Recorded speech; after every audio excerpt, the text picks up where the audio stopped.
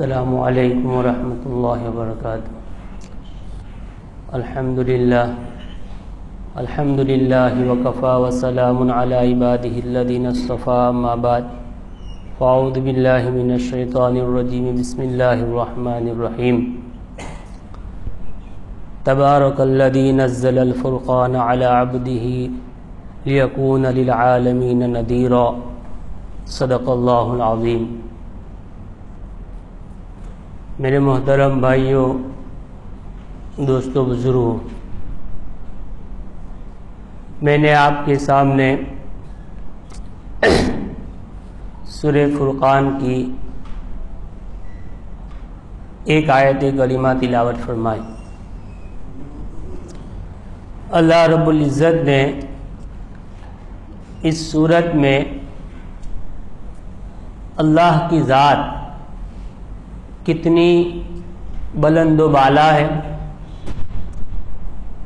اور حضور پاک صلی اللہ علیہ وسلم کا کیا مرتبہ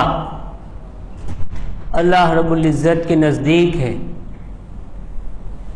اور مشرکین جو اللہ رب العزت کو تو مانتے ہی ہیں، لیکن ساتھ ساتھ اللہ کے ساتھ دوسروں کو بھی شریک کرتے ہیں، ان کے لیے اللہ پاک نے اس صورت میں جواب دیے۔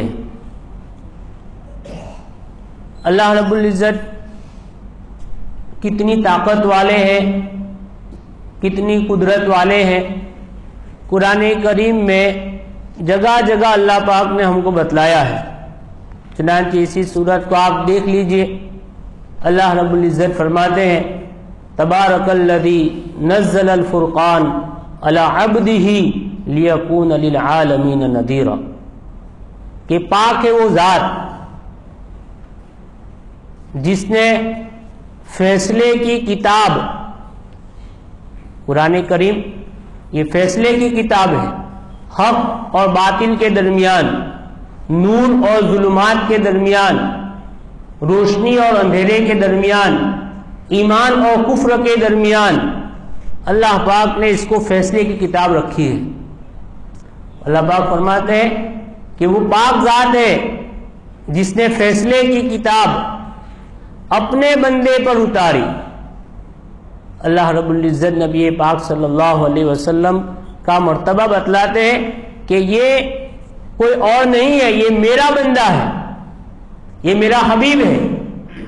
اس حبیب پر میں نے فیصلے کی کتاب اتاری ہے تاکہ نہ ماننے والوں کے لیے، تمام عالم کے لیے، جو اس بات کو نہیں مانتا ہے، جو اللہ کو نہیں مانتا ہے، جو ایمان نہیں لاتا ہے، جو شرک کی گمراہیوں میں پڑا ہوا ہے، لیکون للعالمین نذیرا، تو وہ ان تمام جہاں والوں کے لیے، تمام جہاں والوں کے لیے ڈرانے والے ہو۔ نہ ماننے والوں کے لیے اس میں ڈرایا گیا ہے کہ ڈرو تم اللہ سے۔ کیوں ڈرو؟ الذی لہ ملک السماوات والارض، کہ وہ اللہ ہے کہ جس کی بادشاہت، یا جو مالک ہے آسمان اور زمین کا، جو مالک ہے آسمان اور زمین کا، آسمان بھی اللہ کا، زمین بھی اللہ کی، آسمان میں جتنی چیزیں ہیں، شمس و قمر، جتنے ستارے ہیں، سب اللہ کے۔ یہ جو ہم دیکھ رہے ہیں اس سے کئی زیادہ مخلوقات اور کئی زیادہ چیزیں آسمان میں اللہ رب العزت نے رکھی ہے، کوئی اس کی انتہا تک آج تک نہیں پہنچ سکا اور نہ قیامت تک پہنچ سکے گا کہ آسمان میں اللہ پاک نے کیا کیا چیزیں رکھی ہے۔ سائنس روزانہ نیا نیا انکشاف آسمانی دنیا کے بارے میں کرتا جا رہا ہے کہ آسمان میں یہ چیزیں بھی ہے، آسمان میں یہ چیزیں بھی ہے، آسمان میں فلاں برج بھی ہے، فلاں ستارہ بھی ہے، فلاں ستارے کی اتنی طاقت ہے، فلاں ستارہ اتنی خاصیت کا مالک ہے۔ اللہ رب العزت نے ایسا آسمان بنایا، اس آسمان کا بادشاہ اللہ ہے، اس آسمان کا بادشاہ اللہ ہے۔ اور زمین میں پہاڑ، سمندر، درخت اور ہوائیں اس میں چل رہی ہے، یہ سب جو کچھ بھی ہے اس کا مالک اللہ ہے۔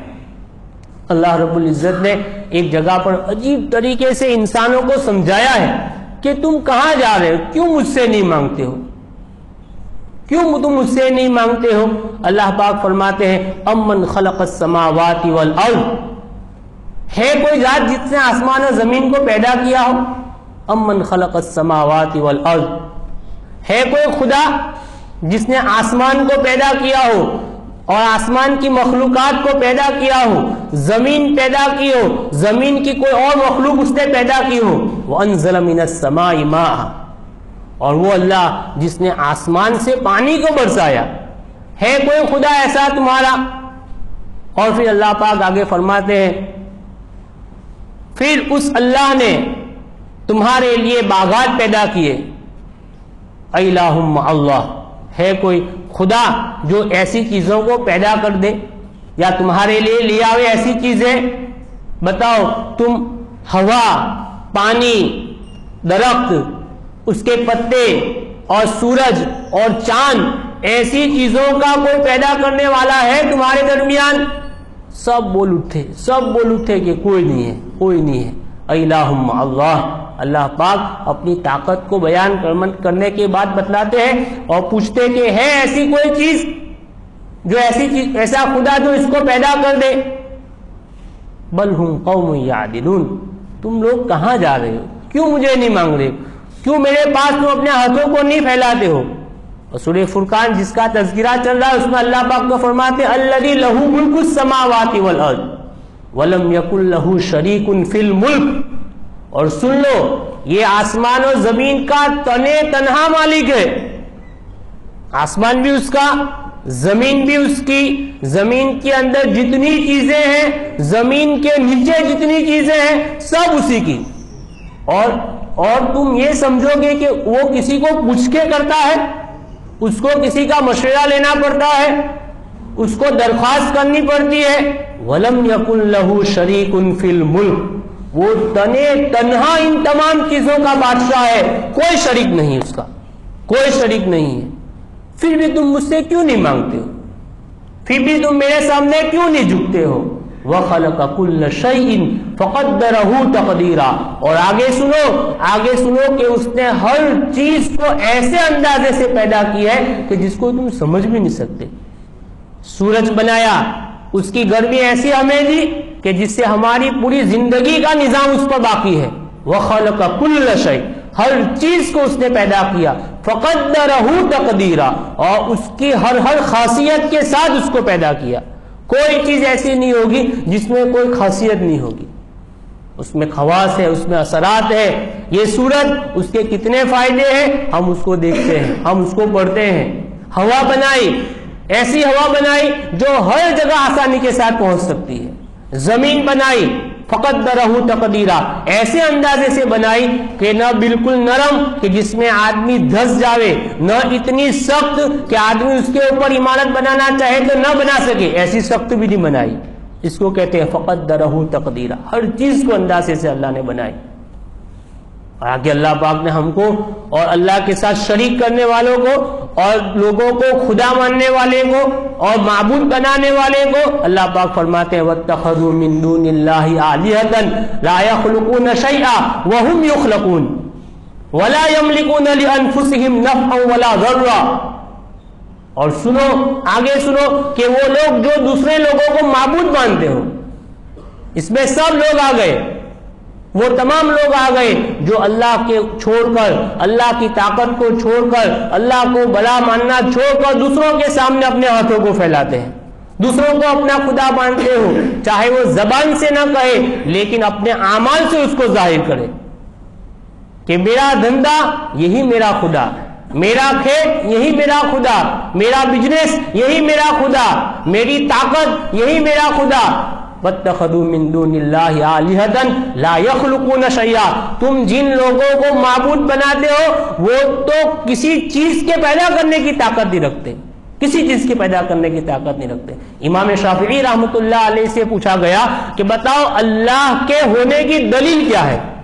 تم یہ کہتے ہو کہ اللہ ہے, اللہ کے ایک ہونے کی دلیل, اللہ کے موجود ہونے کی دلیل بتلاؤ. اللہ ہے, اس کی دلیل بتلاؤ. امام شافعی رحمۃ اللہ علیہ نے فرمایا کہ آپ نے ایک درخت جس کو ہمارے یہاں سیتون کہتے ہیں، سیتورانو جھاڑ تینو پانترو، سیتون کا درخت، اس کا ایک پتا ہے، دیکھا؟ تو کہا جی ہاں دیکھا۔ تو کہا اسی درخت کے پتے کو اگر ہرن کھا لے تو اس سے مشک پیدا ہوتا ہے۔ دیکھو اس کا کلر ایک، اس کی بناوٹ ایک، اس کا ذائقہ ایک، لیکن ہرن کھاتا ہے تو اس سے جو ہے اس کے اندر مشک پیدا ہوتا ہے۔ اور اسی پتے کو ریشم کا کیڑا کھاتا ہے تو اس سے ریشم پیدا ہوتا ہے۔ اسی پتے کو گائے اور بھینس کھاتی ہے تو اس سے دودھ بنتا ہے۔ تو پتا تو ایک ہی ہے، تو اور یہ باقی چیزیں جو الگ الگ ان چیزوں میں پیدا ہوتی ہے وہ کس نے بنائی؟ وہ کس نے بنائی؟ معلوم ہوا کہ اس کے پیچھے کسی کی طاقت ہے۔ اگر اللہ پاک ہمیں کہہ دے کہ تم ایک لقمہ تیار کرو میرے لیے، ایک لقمہ بناؤ اپنی طاقت سے، دنیا کا کوئی انسان ایک لقمہ بھی تیار کر سکتا ہے؟ پوری طاقت لگانے کے باوجود بھی برسوں برس گزر جائے پھر بھی ہم ایک لقمہ تیار نہیں کر سکتے۔ ایسا زبردست خدا اللہ ہمارا ہے، اتنا طاقت والا۔ اللہ پاک فرماتے ہیں بل ہم قوم یعدلون، تم کیوں کج روی اختیار کرتے ہو؟ کیوں اللہ کے راستے سے بھٹک جاتے ہو؟ کیوں اللہ کو اپنا معبود نہیں مانتے ہو؟ زبان سے تو سب مانتے ہیں، لیکن اعمال، کردار، اخلاق یہ بتلاتے ہیں کہ ہمیں اللہ کی طاقت کا استحضار نہیں ہے۔ ہم خدا اور طاقت دوسری چیزوں میں مانتے ہیں۔ ایک آدمی ہے، اس کے پاس اسباب پڑا ہوا ہے، اس کے پاس چیزیں پڑی ہوئی ہے، لیکن اس کی خاصیت معلوم نہیں ہے، تو وہ چیز اس کے سامنے بیکار ہے، وہ چیز اس کو کسی کام کی نہیں ہے۔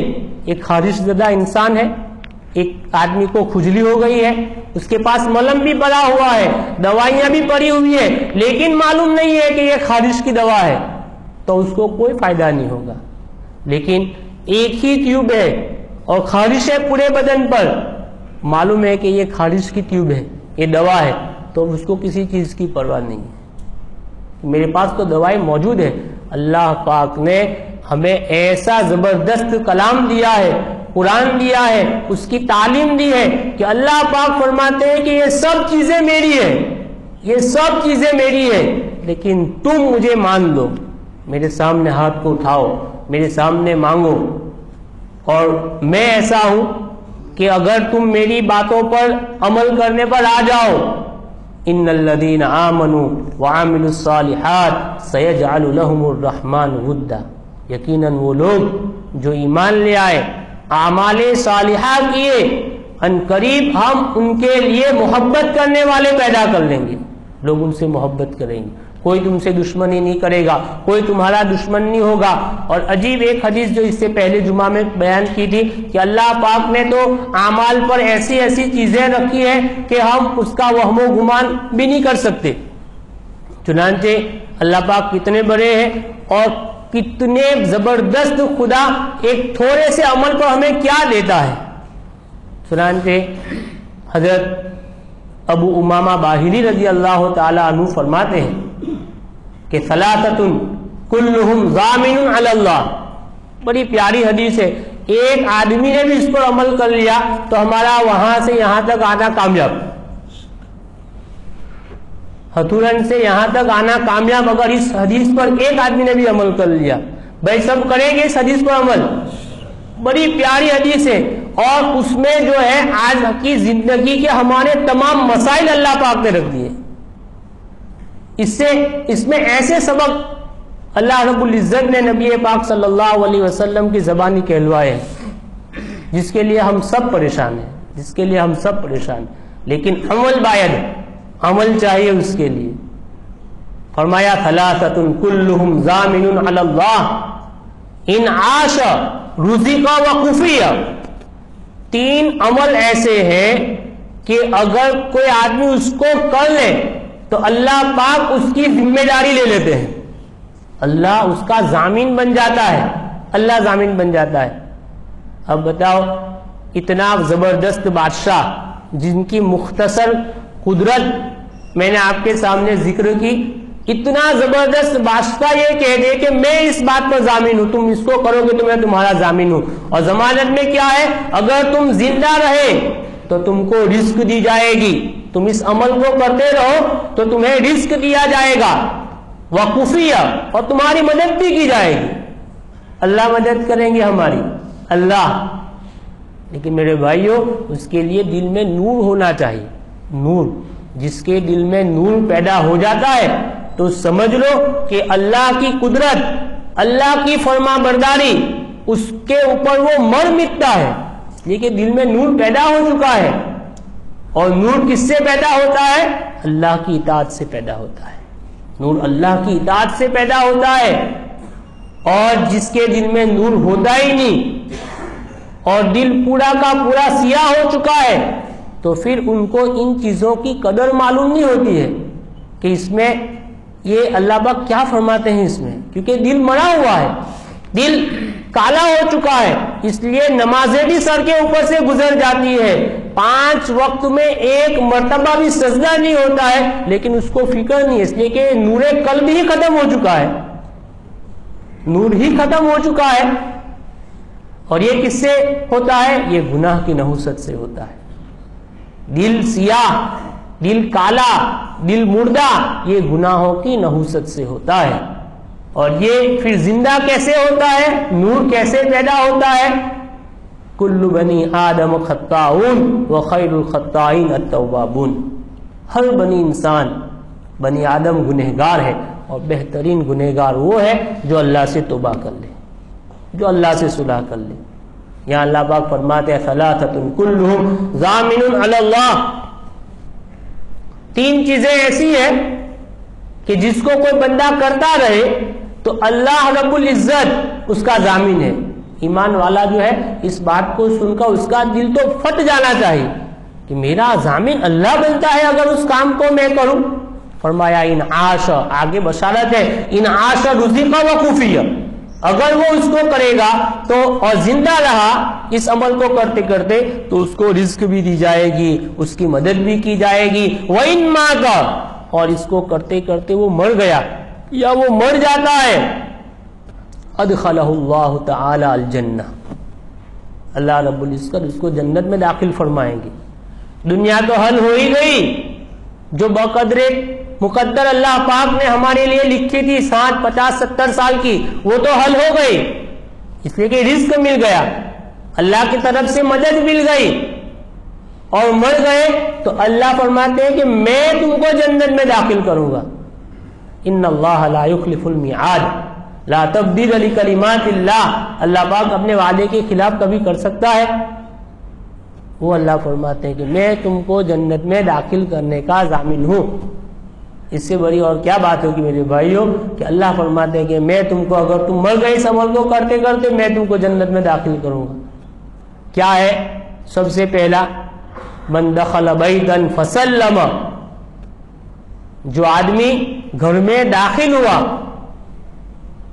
اور اس نے سلام کیا، جو آدمی گھر میں داخل ہوا اور اس نے سلام کیا تو اللہ پاک اس کا ضامن بن جاتا ہے۔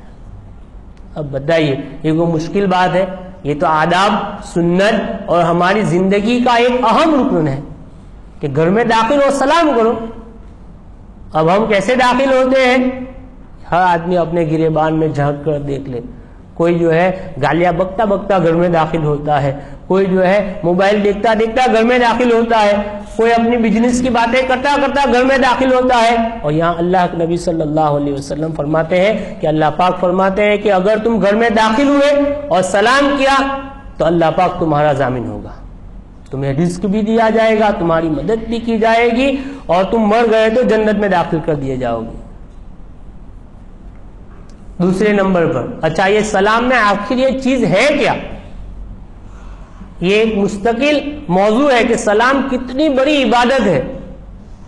سلام ایک ایسی عبادت ہے کہ جو بندہ سلام میں پہل کرتا ہے تو اللہ رب العزت اس کے سینے کو، اس کے دل کو تکبر سے پاک کر دیتے ہیں۔ کوئی آدمی تکبر کا مریض ہو کسی کی دشمنی دل سے نکلتی نہیں ہے اور وہ دشمنی دور کرنا چاہتا ہے کہ میں بہت کوشش کرتا ہوں فلاں بندے سے میری دشمنی ہی دور نہیں ہوتی ہے، وہ سلام پر عمل کرے گا اور اس کو علاج کے طور پر سلام کرے گا، اس کی دشمنی نکل جائے گی اور محبت پیدا ہو جائے گی۔ سلام ایک دعا ہے، السلام علیکم ورحمۃ اللہ، اللہ تم کو سلامت رکھے، اللہ تمہاری حفاظت فرمائے۔ اب ایک باپ اپنے گھر میں داخل ہوتے ہوئے اپنے بیوی کو، اپنے اولاد کو، اپنی ماں کو، اپنے باپ کو یہ دعائیں دے رہا ہے، ایک شوہر داخل ہوتے ہوئے اپنی بیوی کو، اپنے بچوں کو یہ دعائیں دے رہا ہو، اور وہ لوگ بھی ان کو سلام کے بارے میں جواب دیتے ہو وعلیکم السلام ورحمۃ اللہ وبرکاتہ۔ بتاؤ کتنی بڑی عبادت ادا ہو گئی، اور فائدہ کیا ہوا؟ روزی مل گئی، جنت مل گئی، اور اللہ کی مدد ہوئی۔ پہلا فَهُوَ ضَامِنٌ عَلَى اللَّهِ، اور دوسرا وَمَنْ خَرَجَ إِلَى الْمَسْجِدِ، اور جو آدمی مسجد کے لیے نکلا فَهُوَ ضَامِنٌ عَلَى اللَّهِ، تو وہ اللہ کے ضمان میں آ گیا۔ جو آدمی مسجد کے لیے نکلا، نماز پڑھنے کے لیے نکلا، تو اللہ رب العزت فرماتے ہیں کہ تم زندہ رہو گے وہاں تک میں تم کو روزی دوں گا۔ اشارہ اس بات کی طرف ہے کہ نمازوں کو پابندی سے پڑھو، انہی نمازوں میں تمہاری روزیاں ہیں، انہی نمازوں میں ہماری رزق ہے، اور انہی نمازوں سے ہمیں جنت ملے گی۔ نماز ہماری زندگیوں میں ہم کیسی بنائے رکھے ہیں؟ ایک مختصر گیم ایسی ہوتی ہے کہ جو بالکل لایانی چیز ہوتی ہے، لایانی ایسی گیم جس سے نہ دماغ کو فائدہ نہ بدن کو فائدہ، ایسی گیموں کے اندر ہم 5 وقت کی نمازیں ضائع کر دیتے ہیں۔ لوگ نمازوں کے لیے جاتے ہیں اور ہم اپنی بیٹھکوں پر جاتے ہیں، اس لیے کہ محبت دوسری چیزوں سے ہے، نمازوں سے ہمیں محبت نہیں ہے۔ آج آپ دیکھ لو جیسے یہ کرکٹ کا فیور چلتا ہے، لوگ عشاء کے بعد کیسے تیار ہو جاتے ہیں، عشاء سے پہلے کیسے تیار ہو جاتے ہیں، سب کام کو آگے پیچھے، کیونکہ بھائی IPL چل رہا ہے۔ کوئی اہمیت نہیں نماز کو۔ مؤذن صاحب چاروں مسجد میں ایسے اذان دے رہے ہیں، دماغ میں لگ رہی ہے، کان میں لگ رہی ہے، کب اذان ختم ہو اور جلدی ہم اس میں لگ جائیں دیکھنے میچ واپس۔ پھر جو ہے ہم اللہ کی رحمت کے امیدوار ہوتے ہیں۔ بتاؤ اللہ کی رحمتیں آئے گی، اللہ ہم سے خوش ہوگا کہ جس کے اتنے بڑے فریضے کو ہم سب نے مل کے ضائع کر دیا۔ آج ہمارے دیہاتوں کے حالات کو تو آپ دیکھو، شہروں کو تو چھوڑ دو، ہمارے دیہاتوں کی حالت کو دیکھو کہ ایک طرف اذانیں ہو رہی ہیں، لوگ جن کو توفیق ہوتی ہے وہ مسجدوں کی طرف چلتے ہیں، اور ہم ہماری جوانی میں مست، ہماری طاقت میں مست، ہماری پاور میں مست نمازوں کو ضائع کر دیتے ہیں۔ اور یہاں انعام اور پھر شکایت، مول صاحب دماغ کام نہیں کرتا ہے، رات کو نیند نہیں آتی ہے، پورے بدن میں درد ہے، کوئی ایسی تعویذ دو کہ جو ہے رات کو نیند آئے۔ کتنے بجے سوتے ہیں؟ 1:30-2 بجے تو آن لائن تھے، ابھی 1:30-2 بجے تو آن لائن تھے۔ پھر کیسے بدن میں ہماری صحت رہے گی، کیسے ہم کام کے بنیں گے؟ میرے بھائیوں یہ بڑا لمحہ فکریہ ہے نوجوانوں کے لیے۔ ہماری صحتیں ضائع ہو رہی ہیں ان موبائلوں میں، ان کرکٹوں میں، ان میچوں میں ہماری صحتیں ضائع ہو رہی ہے اور ہمیں اندازہ بھی نہیں ہوتا ہے۔ آپ ریسرچ کریں گے، آپ پوچھیں گے پڑھے لکھے انسانوں کو، وہ بتائیں گے، اسکول کے ٹیچر اور مدرسے کے معلم، اتنے بچے ہمارے کمزور ہو چکے ہیں موبائل پکڑ پکڑ کے کہ وہ ہاتھ میں قلم اور پین بھی نہیں پکڑ سکتے۔ یہ طاقت ختم ہو گئی انگلیوں کی، اس کو پکڑ پکڑ کے آنکھوں میں سے پانی خشک ہوتا جا رہا ہے۔ ڈاکٹر کہہ کے تھک گئے، لیکن شریعت کو چھوڑا ہے کوئی فائدہ نہیں ہوگا۔ فرمایا من خرج الى المسجد فهو ضامن على اللہ۔ دوسرا انعام، دوسرا عمل، جو مسجد کے لیے نکلا اللہ کا وہ ضامن، اللہ کی ذمہ داری میں آ گیا، اللہ اس کو ان انعامات سے نوازیں گے۔ تیسرے نمبر پر ومن خرج فی سبیل اللہ، جو آدمی اللہ کے راستے میں نکلا فهو ضامن علی اللہ، اللہ پاک اس کا ضامن بن جاتا ہے۔ اس لیے میرے بھائیوں یہ بڑی اہم عبادتیں ہیں، بڑے بڑے عمل ہیں یہ، اور یہ اللہ کی طاقت اور اللہ کی قدرت سے ہمیں ملیں گے، اللہ کو راضی کرنے سے ہمیں ملیں گے۔ اس لیے ہمیں چاہیے کہ ہم اللہ سے مانگیں، اللہ سے مانگیں۔ ایک آخری قصہ جس کو حضرت شیخ نے بھی فضائل اعمال میں ذکر کیا ہے کہ دیکھو ہر حال میں ہم اللہ سے مانگیں، ہر حال میں، پیسے ہو تب بھی اللہ کے محتاج، پیسے نہ ہو تب بھی اللہ کے محتاج، صحت ہو تب بھی اللہ کے محتاج، صحت نہ ہو تب بھی اللہ کے محتاج، گھر ہو تب بھی اللہ کے محتاج، مکان نہ ہو تب بھی اللہ کے محتاج، زندگی کے ہر لمحے میں ہم اللہ کے محتاج ہیں۔